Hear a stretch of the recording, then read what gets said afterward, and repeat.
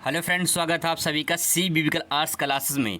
दोस्तों, आज के इस वीडियो में समाजशास्त्र के कुछ इंपॉर्टेंट क्वेश्चन को कवर करेंगे। आज के इस वीडियो में बहुत ही मोस्ट इम्पॉर्टेंट है 2024 के लिए। दोस्तों, जो मैंने क्वेश्चन सेलेक्ट किया है वो बहुत ही ज़्यादा महत्वपूर्ण है। आपको बता दें कि सबसे पहले यहाँ पे इसको याद करना समझना ये बहुत बड़ी समस्या है। तो मैं 100% आपको गारंटी देता हूँ कि ये क्वेश्चन आपको मैं याद करवा दूंगा। बस थोड़ा सा आपको ध्यान से देखना है। गारंटी मेरी है याद करवाने की, समझाने की। कैसे चीज़ों को समझ के पढ़ते हैं, कैसे हम लंबे टाइम तक याद कर सकते हैं, ये चीज़ मैं आपको इस वीडियो में बताऊँगा। तो चलिए शुरुआत करते हैं आज का बहुत ही खूबसूरत वीडियो। दोस्तों, यहाँ पे जो सवाल पूछा गया है, सवाल है संरचनात्मक परिवर्तन से क्या आशय है। अगर ऐसा सवाल आपके एग्जाम में पूछता है तो इसका आंसर कैसे लिखेंगे, इसी बात को समझना है। तो देखिए, सामाजिक संरचना अर्थात सामाजिक ढांचे में होने वाले मूलभूत परिवर्तन को संरचनात्मक परिवर्तन के रूप में जाना जाता है। बहुत ही सिंपल वर्ड में लिखा है, समझते हैं क्या बात यहाँ पे कहा गया है। संरचनात्मक परिवर्तन का मतलब क्या।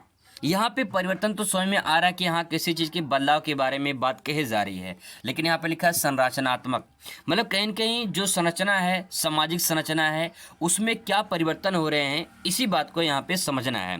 तो समाज में यह लिखा सामाजिक संरचना, यानी परिवर्तन किस में हो रहा है, समाज में हो रहा है। समाज में कुछ ना कुछ बदलाव हो रहा है, अर्थात हम कह सकते हैं जो सामाजिक ढांचे हैं। सामाजिक ढांचे का मतलब ये होता है समाज में जो परंपराएं हैं उसमें कोई परिवर्तन होता है तो उस मूलभूत परिवर्तन को सामाजिक संरचना के जो है या संरचनात्मक परिवर्तन के रूप में जाना जाता है। अगर एग्जाम्पल के माध्यम समझें तो आप ऐसे समझ सकते हैं, जैसे मान लीजिए जाति व्यवस्था है। जाति व्यवस्था में अगर कोई बदलाव किया जाए, कोई परिवर्तन किया जाए तो ये जाति व्यवस्था ही जो है संरचनात्मक परिवर्तन कहलाती है। जैसे संयुक्त परिवार में अगर कोई बदलाव होता है, कोई परिवर्तन होता है। आज की डेट में लोग एकांकी परिवार रूप में बनते जा रहे हैं, तो इसमें कुछ बदलाव हो रहे हैं कि नहीं हो रहे हैं, ये बदलाव हो रहा है और यही बदलाव संरचनात्मक परिवर्तन कहलाता है। इसके बाद आता सामाजिक कुरीतियाँ। बहुत सारी ऐसी सामाजिक कुरीतियाँ हैं, जैसे सती प्रथा, आपने नाम सुना होगा, दहेज प्रथा, सती प्रथा, बहुत सारी प्रथाएं चली आ रही थी, बहुत सारी परंपराएं थी, बहुत सारे अंधविश्वास थे समाज में। उन सब में बदलाव किया गया, तो जो बदलाव किया गया तो उसी बदलाव को संरचनात्मक परिवर्तन के रूप में जाना जाता है। यही दोस्तों इसका आंसर है। इस प्रकार से आप इसको लिख सकते हैं। आई होप आपको समझ में आ गया होगा। क्वेश्चन आगे देखते हैं। बहुत ही मोस्ट इंपॉर्टेंट क्वेश्चन है, मैंने सेलेक्ट किया है, सामाजिक संरचना से क्या आशय है। अभी तो हम लोग यहाँ पे समझ रहे थे कि सामाजिक जो है संरचनात्मक परिवर्तन क्या होता है, जिसमें हमने एक वर्ड यहाँ पे लिखा है सामाजिक संरचना। सवाल यहाँ पे आगे क्रिएट होता है कि सामाजिक संरचना क्या होता है, इसी बात को समझने की कोशिश करते हैं। सामाजिक संरचना से क्या आशय है, तो यहाँ पे देखिए, सामाजिक संरचना से आशय समाज में विभिन्न अंगों की एक व्यवस्थित क्रमबद्धता से है। इस प्रकार समाज की व्यवस्थित ढांचा ही सामाजिक संरचना कहलाती है। अब यहाँ पे दोस्तों समझने की कोशिश करते हैं क्या लाइन समझाना चाह रहा है।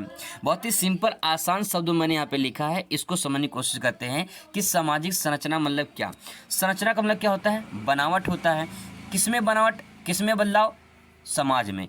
तो ये मान लीजिए समाज है, इस समाज में अगर कोई परिवर्तन होता है, कोई बदलाव होता है उसके ढांचे में, उसके संरचना में, जो उसकी बनावट है, जो उसका स्ट्रक्चर है, तो उसकी बनावट को, आधार को जो बनाया गया जिसमें कोई परिवर्तन हो रहा है, तो उसी पूरे स्ट्रक्चर संरचना को जो है सामाजिक संरचना के रूप में जाना जाता है, जो उसमें बदलाव हो रहा है।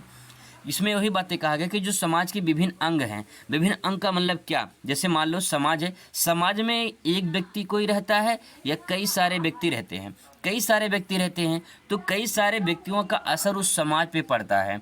वो समाज के विभिन्न अंग होते हैं व्यक्ति। अगर समाज में कोई व्यक्ति कोई गलत काम करता है तो पूरे समाज पर असर पड़ता है।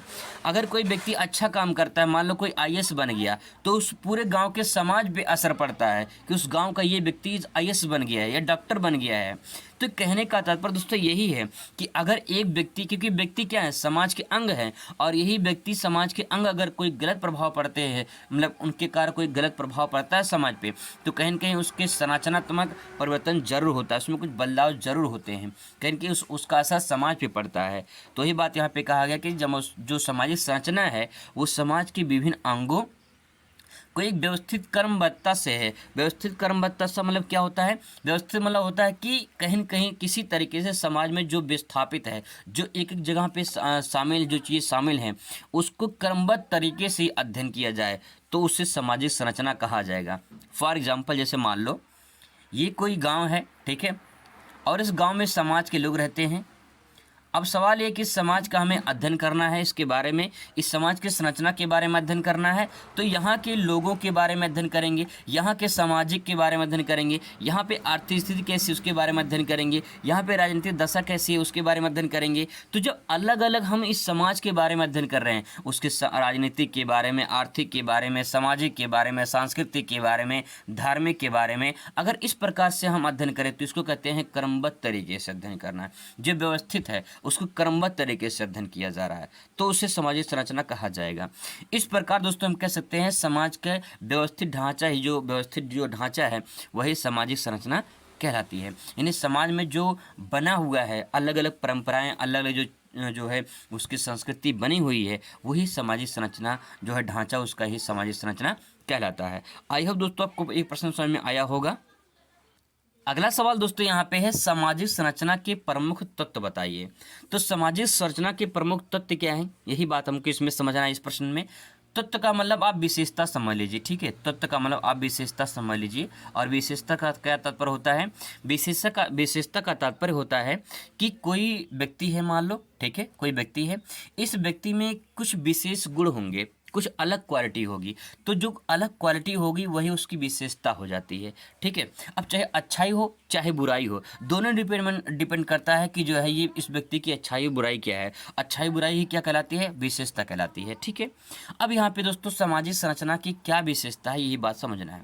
देखिए, समाज अगर आदर्श है, आदर्श का मतलब समझते हैं आइडल होना, तो अगर समाज आदर्श है, समाज में कोई बुराइयां नहीं है, समाज के लोग अच्छे हैं, तो वो कहीं न कहीं एक ऐसे समाज की संरचना स्थापित करते हैं। कहीं न कहीं उस समाज में ऐसे लोग रहते हैं और उस लोगों के द्वारा समाज जो है कहीं न कहीं विकसित होता है, और उनका जो एक तरह से संस्कृति होती है, उनकी जो सामाजिक बनावट होती है वो अलग टाइप की होती है। बहुत सारे ऐसे गाँव होते हैं, बहुत सारे ऐसे शहर होते हैं जहाँ पे लोगों की संरचना अलग होती है। वहाँ पढ़े लिखे लोग रहते हैं। शहर में क्या होता है? कॉलोनी बनी होती है, उन कॉलोनियों में अलग अलग टाइप की कॉलोनी होती है, सब कॉलोनियों की अलग अलग विशेषता होती है। ऐसे गांव में भी होता है, गांव में अलग अलग पूर्वे बने होते हैं, उन सभी गांव की अलग अलग पूर्वों की विशेषता होती है। वही दोस्तों इसकी संरचना हो गई, उसकी तत्व हो गया, जिसका जैसा आदर्श होगा और वो इससे आदर्श के आधार पे ही उसका काम होता है। तो सामाजिक आदर्श यानी आइडल होना अच्छा है, तभी सामाजिक संरचना बन सकता है। इसके बाद दोस्तों बात करते हैं सामाजिक स्थिति। बहुत सारे ऐसे लोग होते हैं जो लोगों की स्थिति पे डिपेंड करता है कि वहाँ के लोग अच्छे होंगे तो लोग अच्छे होंगे तो सामाजिक संरचना भी अच्छी होगी, यानी लोगों की स्थिति अच्छी होगी, तो लोगों की जब स्थिति अच्छी होगी तो समाज के भी लोगों को स्थिति अच्छी होगी। कहने का तात्पर्य ये है दोस्तों कि मान लीजिए एक व्यक्ति है, इस व्यक्ति की स्थिति बहुत अच्छी है, तो ये इन लोगों के द्वारा जब समाज बनेगा, क्योंकि एक व्यक्ति के द्वारा दो व्यक्ति, फिर तीन चार, ऐसे करके, तो जो समाज बनेगा इन व्यक्तियों के द्वारा, अगर इन व्यक्तियों की स्थिति अच्छी होगी तो कहीं की समाज की स्थिति कैसी होगी? अच्छी होगी। सिंपल सी बात यह है। तो सामाजिक जब स्थिति अच्छी होगी तो सामाजिक संरचना, स्ट्रक्चर भी उसका बहुत अच्छा होगा। बात समझ में आ रही है? जैसे मान लो जब घर बनता है तो पहले उसका एक डिज़ाइन बनता है, घर बनने से पहले उसका एक नक्शा बनता है, और उस नक्शे से जो है उसका एक स्ट्रक्चर तैयार किया जाता है। पहले जो नक्शा होता है उस घर का एक मॉडल तैयार किया जाता है, एक स्ट्रक्चर तैयार किया जाता है, और उस स्ट्रक्चर के आधार पे जो है वो घर बनता है। तो जैसा स्ट्रक्चर होगा, जैसा उसका संरचना होगा, वैसा ही उसका घर बनेगा, उसका वैसा जो है पूरा का पूरा बिल्डिंग तैयार होगा। वैसे ही जैसे लोगों की स्थिति होगी, जैसी लोगों की स्थिति होगी वैसे ही समाज की भी स्थिति होगी, और समाज की स्थिति अच्छी होगी तो सामाजिक स्ट्रक्चर भी बहुत अच्छा होगा, और कहीं कहीं सामाजिक स्ट्रक्चर भी उसको दिखाएगा कि समाज की स्थिति कैसी है। आई होप आपको समझ में आया होगा। इसके बाद इसको लिख सकते हैं सामाजिक भूमिका, क्या सामाजिक भूमिका सामाजिक संरचना में बदलाव करता है? क्या कोई परिवर्तन करता है? बिल्कुल करता है। लोगों की भूमिका अगर अच्छी होगी तो समाज की भूमिका अच्छी होगी, और समाज की भूमिका अच्छी होगी तो स्ट्रक्चर भी अच्छा होगा, और स्ट्रक्चर किसका? समाज का। तो कहने का तात्पर्य दोस्तों यही सिंपल सी बात ये है कि मान लो एक व्यक्ति है और इस व्यक्ति का अपने समाज के प्रति बहुत लगाव है, समाज के ये समाज सेवी काम करते हैं, ये जनता की भलाई के लिए काम करते हैं। तो कहीं न कहीं अगर ये जनता की भलाई के लिए काम करते हैं तो उस जनता कहाँ रहती है? समाज में रहती है, क्योंकि मानव सामाजिक प्राणी है। अगर ये व्यक्ति के द्वारा अच्छा काम किया गया, इसकी भूमिका अच्छी है, तो समाज में भी कहीं न कहीं अच्छा काम होगा, और जो समाज में अच्छा काम होगा तो भूमिका किसकी होगी? पूरे समाज की होगी, और समाज की भूमिका होगी तो सामाजिक संरचना बहुत अच्छे तरीके से वहाँ पे प्रदर्शित किया जा सकता है। औद्योगिकीकरण किसे कहते हैं? औद्योगिकीकरण के प्रमुख विशेषताओं का वर्णन कीजिए। अगर ऐसा सवाल एग्जाम में पूछता है तो उसको कैसे लिखेंगे, यही बात को समझना है। यहाँ पे दोस्तों सबसे इम्पॉर्टेंट बात यही है कि बहुत लोग हैं आपको पढ़ के बता देंगे, जो है एक तरह से समझाने की कोशिश करेंगे, लेकिन सवाल ये है कि इसको लंबे टाइम तक याद कैसे करना है, ये कोई जल्दी बताता नहीं है। तो मैं आज के इस वीडियो में आपको यही बताऊंगा कि आप कैसे याद कर सकते हैं, समझ के आप लंबे टाइम तक याद कैसे कर सकते हैं। दोस्तों इसी सवाल को अथवा करके पूछा है, औद्योगिकीकरण से क्या आशय है? औद्योगिकीकरण के महत्व की विवेचना कीजिए। देखिए ध्यान में रखेंगे, अगर आपसे पूछता है कि विशेषता क्या होती है, महत्व क्या होता है, तो दोनों का आंसर लगभग सेम ही होगा, कोई परिवर्तन नहीं होगा। और आंसर यहाँ पे हमें सबसे पहले ये समझना है कि औद्योगिकीकरण क्या होता है, यही बात को समझना है। आइए डिटेल में समझाने की कोशिश करते हैं, और साथ साथ में आपको याद भी करवाएंगे, इस बात की गारंटी लेते हैं। सबसे पहले दोस्तों यहाँ पे हेडिंग डालेंगे औद्योगिकीकरण। अगर पेपर में बोर्ड में आता है तो आप इस प्रकार से लिखेंगे। हेडिंग डालने के बाद यहाँ पे लिखेंगे औद्योगिकीकरण, इसके बारे में लिखेंगे। औद्योगिकीकरण जो है एक ऐसी प्रक्रिया है जिसमें छोटे छोटे उद्योग धंधों के स्थान पर बड़े बड़े उद्योग धंधे या कल कारखाने के द्वारा विकसित होते हैं। यानी सिंपल सी बात दोस्तों ये है कि जो छोटे छोटे उद्योग होते हैं जिनके द्वारा एक कंपनी का संचालन होता है, इन छोटे उद्योगों की जगह पे एक बड़ी सी कंपनी का संचालन जब किया जाता है तो उसे कहते हैं औद्योगिकीकरण। क्योंकि छोटे छोटे होते जो उद्योग होते हैं वो अपने जीवन यापन के लिए एक नॉर्मल जो है उद्योग धंधे होते हैं, लेकिन जब कोई बड़ी कंपनी स्थापित होती है, कोई बड़ी किसी चीज़ का उत्पादन होता है, तो उसे कहते हैं औद्योगिकीकरण।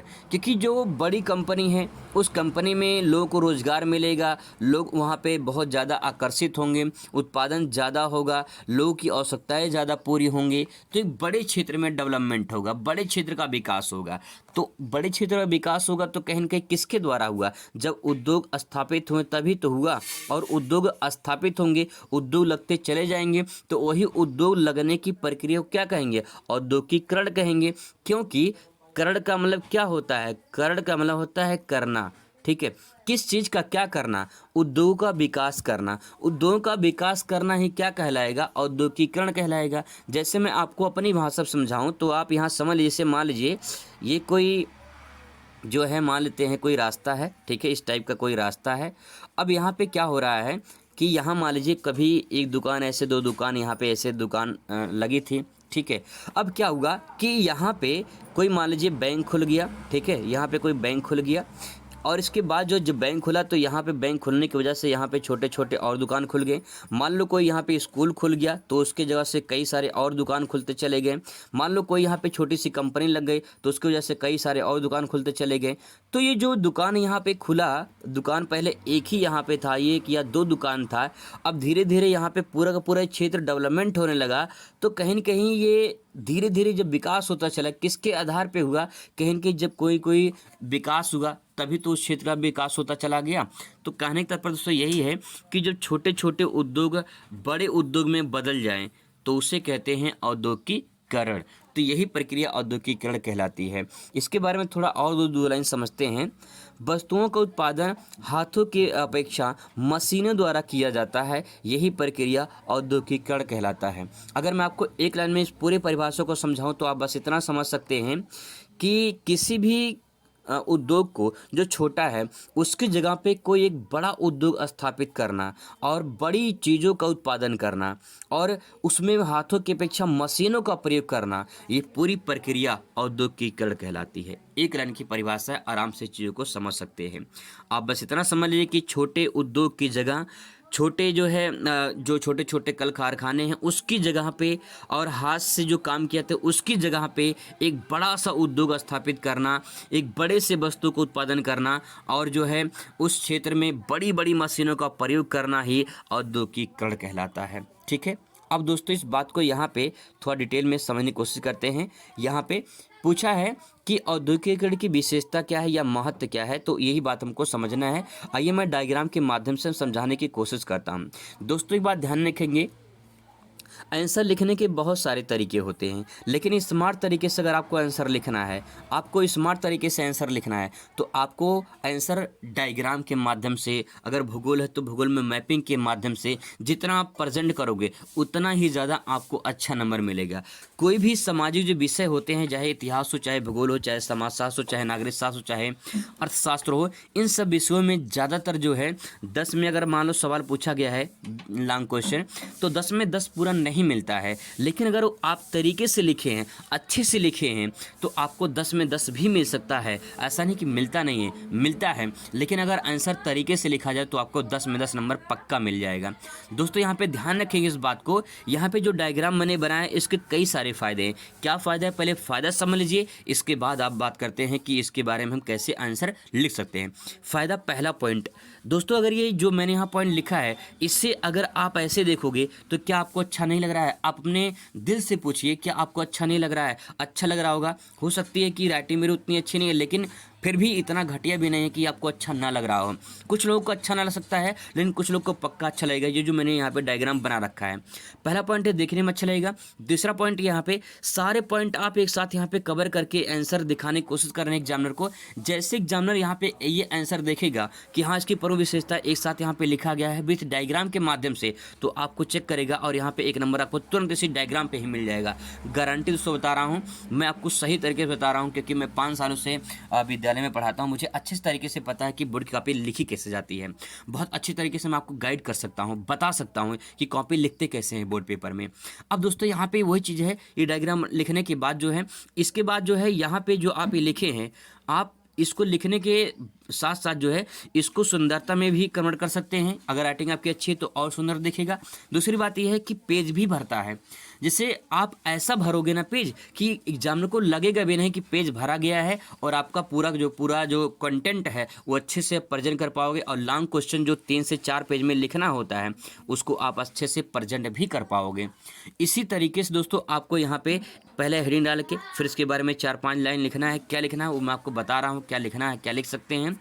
इसके बाद फिर एक लाइन छोड़ के जो है आप दूसरा हेडिंग डालेंगे। तो इस प्रकार से जब लिखेंगे ना तो ये सारे पॉइंट जो मैंने यहाँ पे लिखा है, ये सारे पॉइंट जब लिखोगे कम से कम 2 पेज में ये चला जाएगा और 1 पेज में ये, ठीक है। तो 3 पेज हुआ कि नहीं हो गया, आपके ऊपर है कि कैसा आप मानसिकता से अपने लिखते हैं। अगर आप अच्छे से लिखेंगे तो आपका 4 पेज भी जा सकता है। 4 पेज से ज़्यादा भी नहीं लिखना है और 3 पेज से कम भी नहीं लिखना है लॉन्ग क्वेश्चन, ठीक है। यही तरीका होता है सही तरीके से लॉन्ग क्वेश्चन लिखने का, क्योंकि 10 नंबर का सवाल पूछा जाता है। 10 नंबर इतने आसानी से नहीं मिलते हैं। जब अच्छे से आप प्रेजेंट करोगे तभी 10 नंबर आपको मिलेंगे। चलिए अब शुरुआत करते हैं, ये समझते हैं कि इसको लिखेंगे कैसे लिख सकते हैं। सबसे पहले ये दोस्तों समझ लीजिए कि औद्योगिकीकरण क्या होता है और इसकी विशेषता क्या है। औद्योगिकीकरण मैंने आपको समझा दिया कि औद्योगिकीकरण क्या होता है। विशेषता का मतलब ये होता है कि जो औद्योगिकीकरण हो रहा है इसकी खास विशेषता क्या है। इसकी कुछ विशेषता जरूर होगी, क्योंकि मान लीजिए एक व्यक्ति है, अगर मैं कहूँ ये व्यक्ति बहुत अच्छा है तो उसके अंदर आपने कुछ क्वालिटी देखा होगा, कुछ गुण देखा होगा। वही जो गुण उसकी होती है वही क्या कहलाती है, उसकी विशेषता कहलाती है।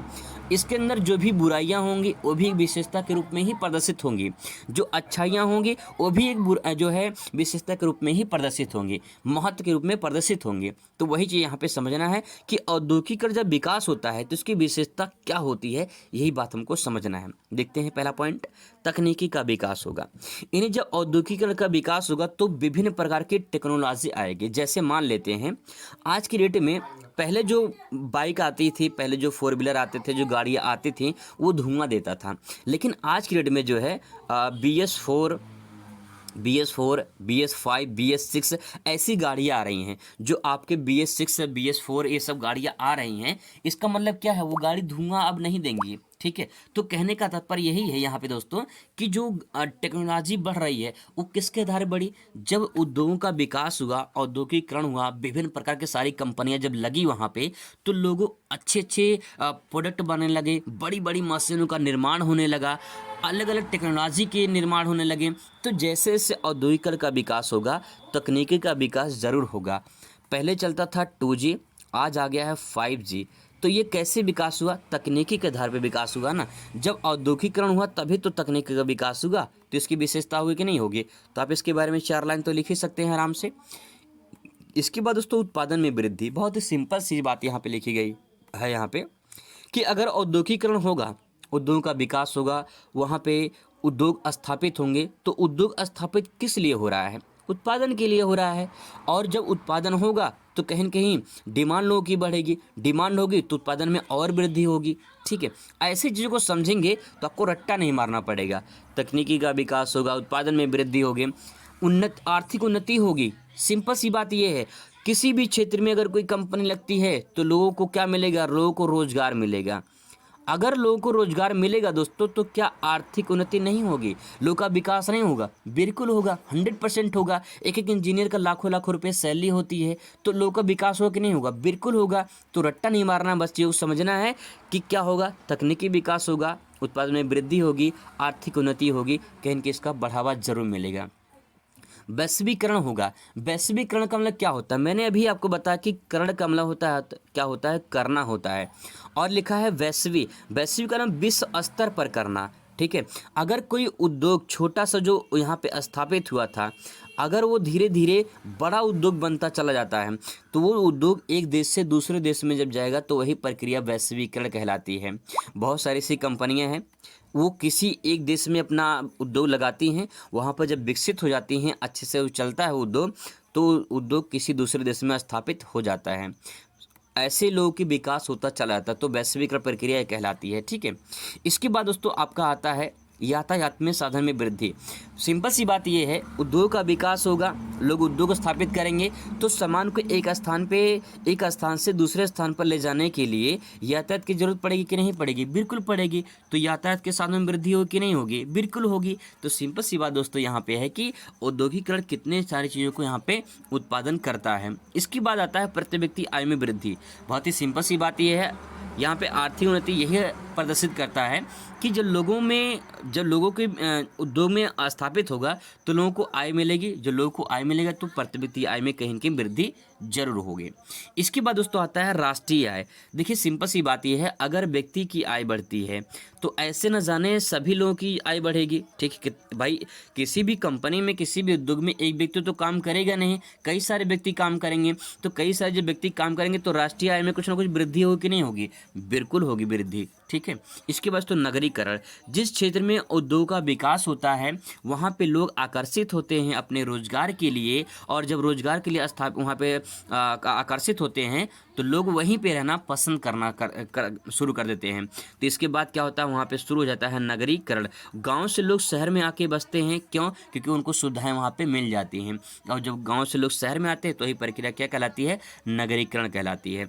नगरीकरण से आप क्या समझते हैं, नगरीकरण का भारतीय समाज पर क्या प्रभाव पड़ा है, इसी क्वेश्चन को अथवा करके पूछा है। नगरीकरण से क्या तात्पर्य होता है, नगरीकरण के भारतीय समाज पर क्या प्रभाव पड़ा है, यही बात को समझना है।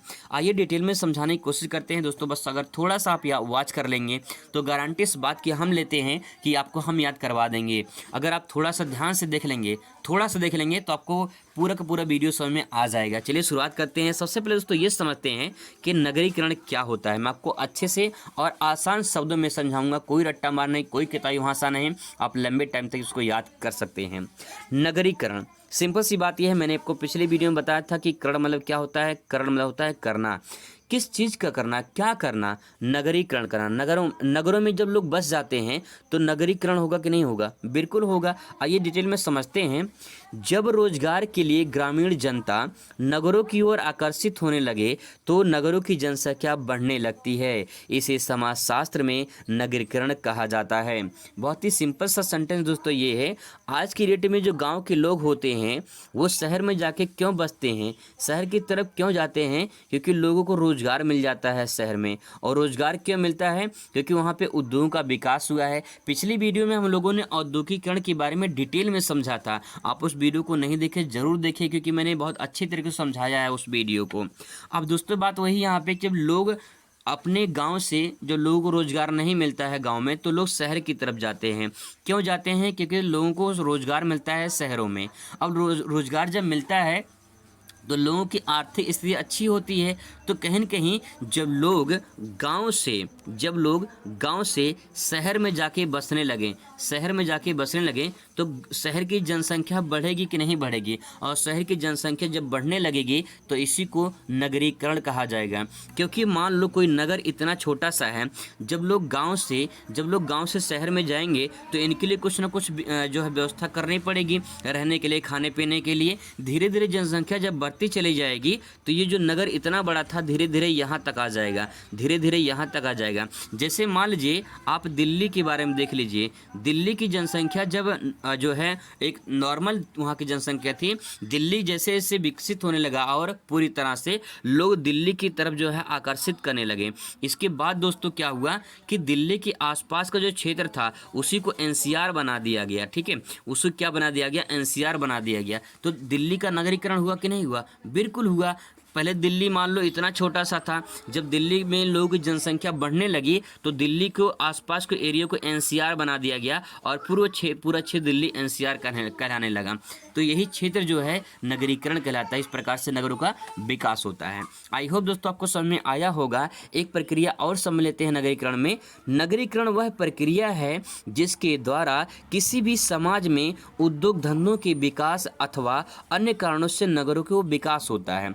सिंपल सेंटेंस में तो ये बात कहना चाह रहा है कि नगरीकरण क्या है? एज अ प्रोसेस है, एक प्रक्रिया है। किस प्रकार की प्रक्रिया? जिसके द्वारा किसी समाज में उद्योग धंधों के विकास अथवा कारणों से नगरों का विकास होता है। बहुत सारे ऐसे क्षेत्र हैं आपके गांव में, ऐसे गांव का एक बाज़ार होगा, उस बाज़ार में बहुत सारे ऐसे बाज़ार हैं जो पहले जैसे थे आज वैसे नहीं हैं, उनकी स्थिति बदल चुकी है, वो और विकसित हो चुके हैं, उनका विकास और हो रहा है। तो कहने का तात्पर्य विकास क्यों हो रहा है? क्योंकि लोगों को वहाँ पर आवश्यकताओं की पूर्ति हो रही है। जो लोगों की आवश्यकताओं की पूर्ति होगी तो वहाँ पर आकर्षित होंगे, जो आकर्षित होंगे तो वहाँ पर लोगों को अच्छा लगेगा और वहीं पर लोग रहना पसंद कर देंगे। ठीक है, तो यही जो है नगरीकरण कहलाती है। अब दोस्तों यहाँ पे सबसे इम्पॉर्टेंट पॉइंट यहाँ पे ये है कि नगरीकरण का प्रभाव क्या है। मैं दोस्तों आपको हमेशा कहता हूँ कि आंसर लिखने के कई सारे तरीके होते हैं। अगर आप स्मार्ट तरीके से आंसर लिखते हो तो आपको पूरा नंबर मिलता है। नंबर मिलने के लिए आपको कुछ ना करना पड़ेगा, कुछ अलग करना पड़ेगा, लोगों से अलग अपनी कॉपी लिखनी पड़ेगी। यहाँ पे लिखा है नगरीकरण का प्रभाव। अगर मैं चाहता तो नॉर्मल ऐसे भी यहाँ पे 1 पॉइंट 2 पॉइंट ऐसे लिख के आराम से लिख सकता था, लेकिन डायग्राम के माध्यम से मैंने आपको समझाने की कोशिश किया है। इस डायग्राम को देखते ही एग्जामिनर दोस्तों गारंटी है, एग्जामिनर देखते ही इसको आपको 1 नंबर इसी डायग्राम पे दे देगा।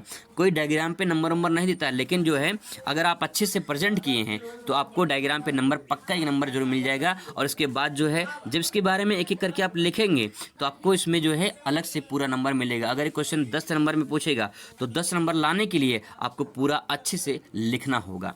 आइए इसको समझने की कोशिश करते हैं नगरीकरण पर क्या प्रभाव है। देखिए जब नगरीकरण होगा तो उसका प्रभाव क्या होगा, प्रभाव क्या इफेक्ट डालेगा। ठीक है, जैसे मान लो जब बोर्ड पेपर देने जाओगे, ठीक है, जब बोर्ड पेपर देने जाओगे तो बोर्ड पेपर में उसका जो है देने से आप पर क्या प्रभाव पड़ेगा, कुछ प्रभाव पड़े कि नहीं पड़ेगा। भाई आपका रिजल्ट कैसा आएगा, वो तो बोर्ड परीक्षा देंगे तभी तो कुछ असर पड़ेगा आप पे। तो जो बोर्ड परीक्षा आप देंगे उस परीक्षा देने के बाद जो प्रभाव पड़ेगा वही इफेक्ट आपका प्रभाव कहलाता है। ठीक है, तो यहाँ पे नगरीकरण क्या कहलाता है? नगरीकरण क्या कहलाता है कि जब लोग गांव से शहर में बस जाएं तो उसे कहते हैं नगरीकरण। अब उस नगरीकरण पे जो यहाँ पे जनसंख्या बढ़ी है उसका क्या प्रभाव पड़ेगा ये हमको समझना है। आइए समझने की कोशिश करते हैं। देखिए एकांकी परिवार में वृद्धि होती है। पहले जो संयुक्त परिवार हुआ करता था दोस्तों, जो संयुक्त परिवार हुआ करता था, ये संयुक्त परिवार अब अलग अलग जो है परिवार में बंटने लगा है। आज की डेट में कोई संयुक्त परिवार में रहना चाहता है? कोई रहना नहीं चाहता है, बहुत कम देखने को मिलेंगे। और शहरों में जब लोग जाके बस जाते हैं तो वहाँ आप सिर्फ अपना परिवार लेके जाते हैं और अपने परिवार ही बस कर ही एक एकांकी परिवार बनाते हैं। एकांकी परिवार का मतलब ये होता है वो परिवार जिसमें माता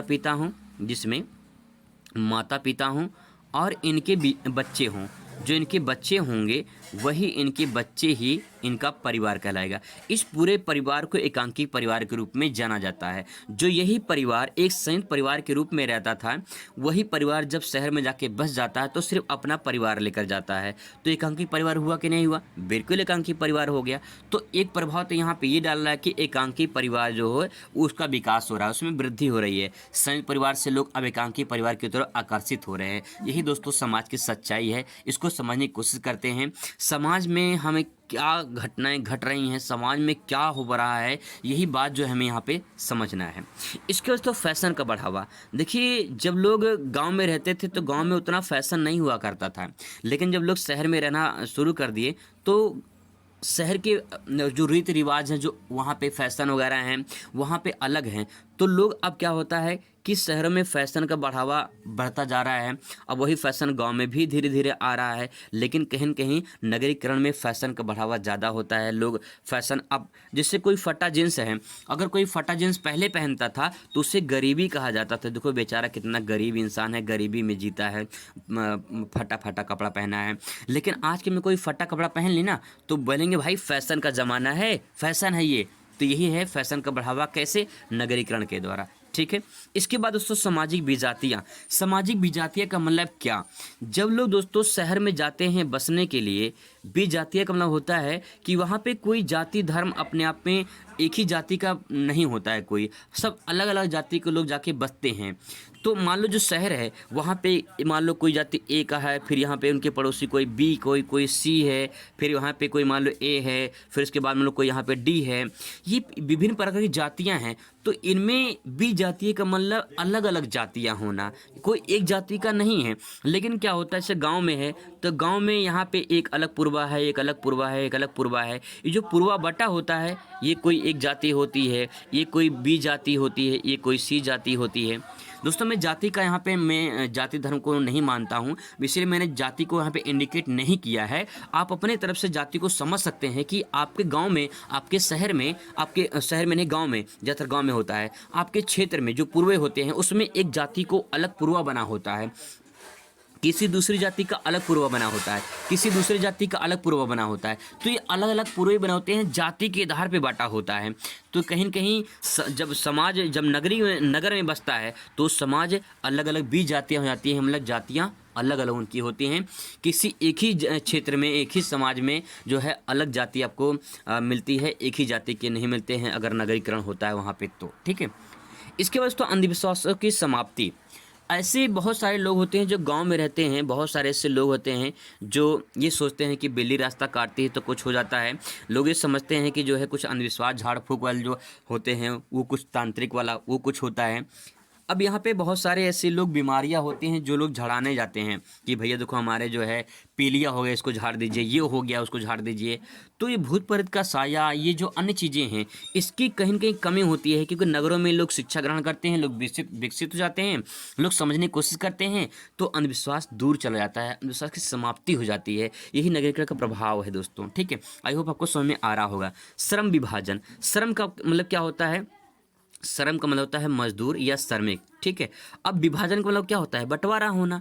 तो समाज में क्या एक ही प्रकार के श्रमिक रहते हैं? नहीं, अलग अलग रहते हैं। तो जब नगर में लोग जाएंगे तो एक ही काम नहीं करते हैं, जिसको जो काम मिलता है वो काम करना शुरू करता है। मान लो कुछ लोग कंपनी में हैं, कुछ लोग मॉल में काम करते हैं, कुछ लोग दुकान में काम करते हैं, कुछ लोग फैक्ट्री में काम करते हैं, कुछ लोग बिजनेस करते हैं, कुछ लोग व्यापार करते हैं, मतलब एक ही चीज़ है। कुछ लोग दुकान खोलते हैं अपना, कुछ लोग जो है नौकरी करते हैं। तो कहने का तात्पर्य है कि श्रम का क्या होता है? विभाजन होता है। सिंपल सी बात ये है। ठीक है।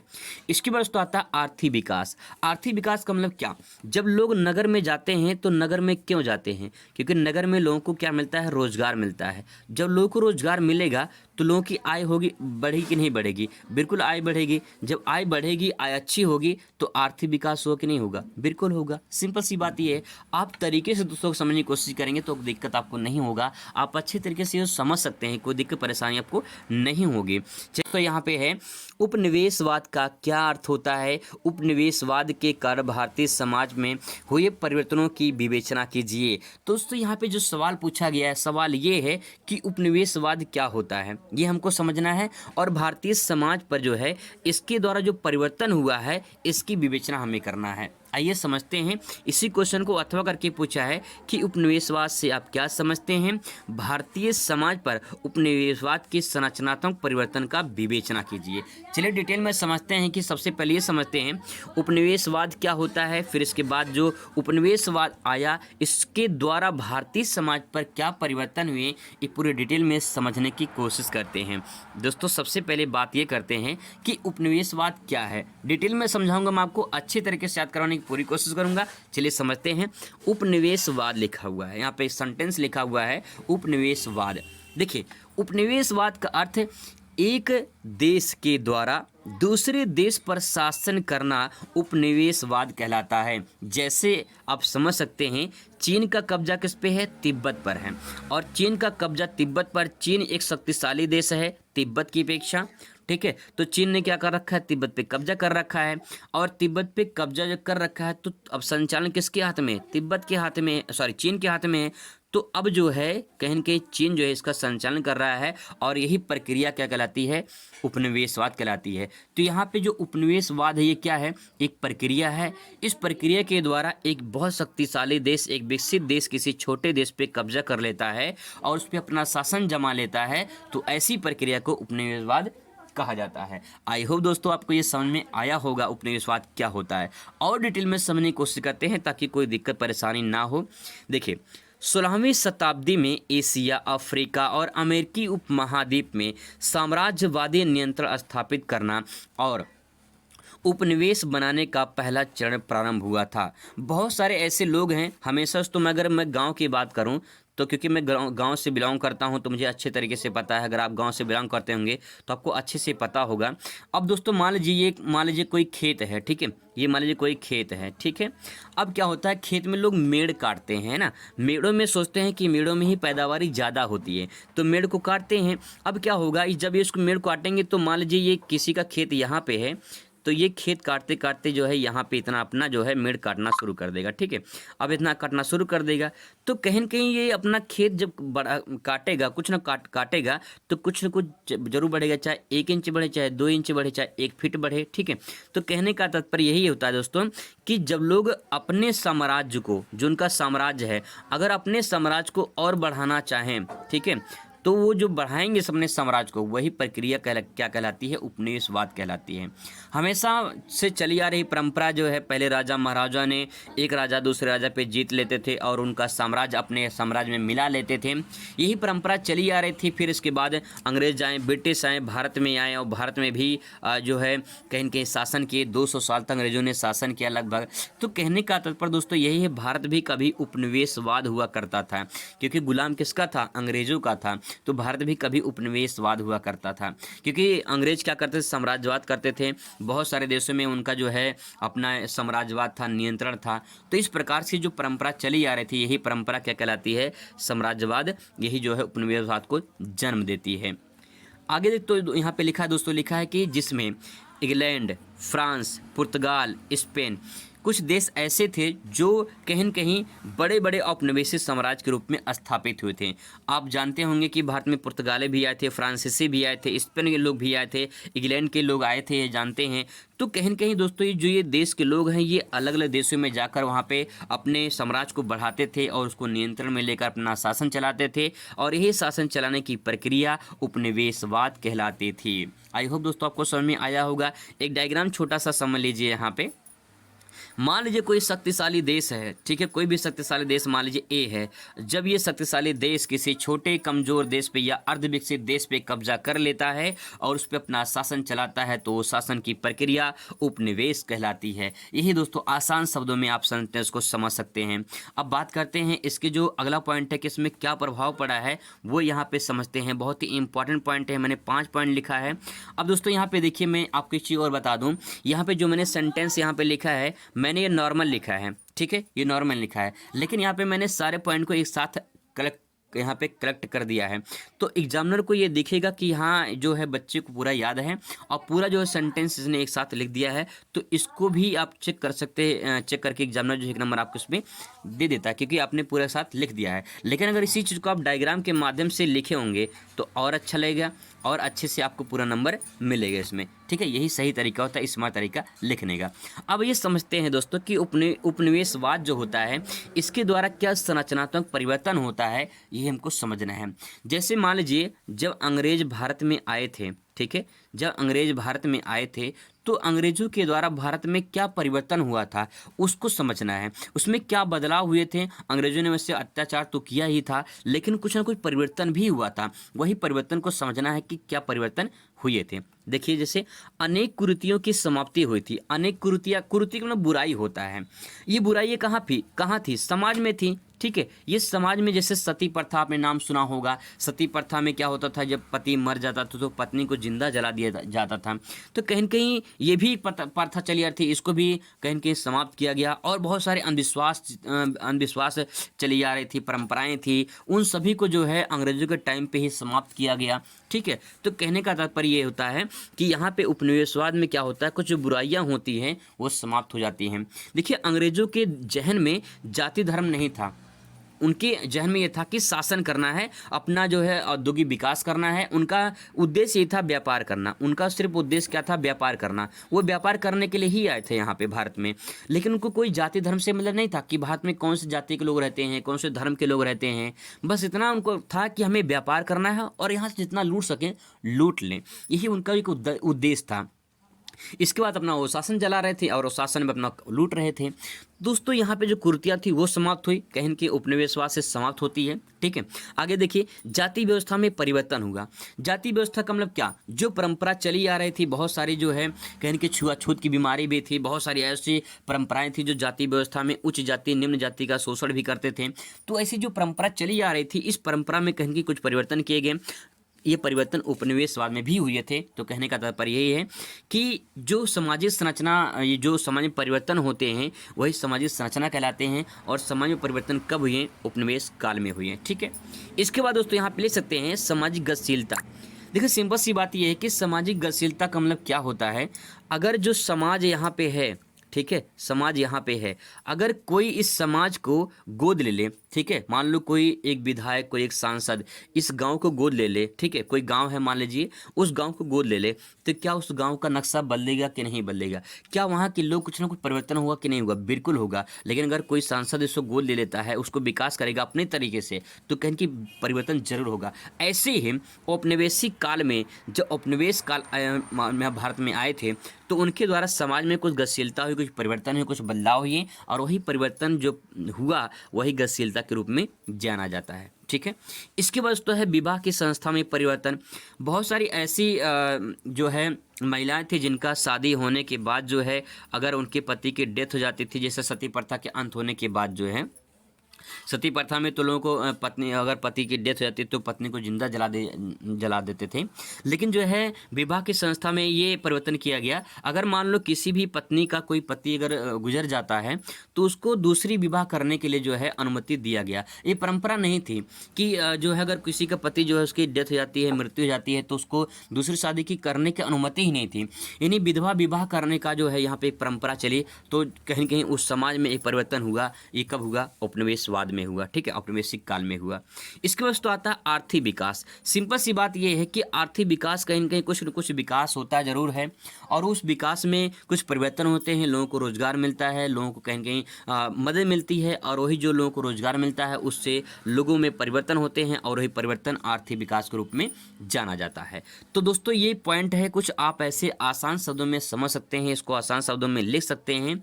ये कुछ इंपॉर्टेंट एक चैप्टर था जिसको हम लोग सीरीज के रूप में कंप्लीट कर रहे थे।